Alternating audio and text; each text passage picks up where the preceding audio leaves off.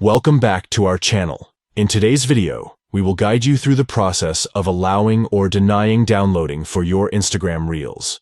By following these simple steps, you can have control over who can download your Reels.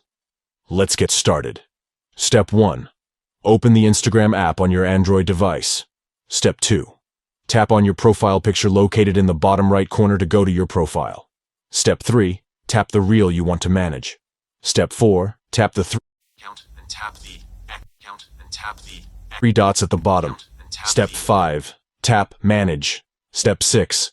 Now, you have two options. To allow downloading, tap Turn on downloading. To deny downloading, tap Turn off downloading. That's it. You have successfully allowed or denied downloading for your Instagram Reels. This gives you control over who can save and download your Reels.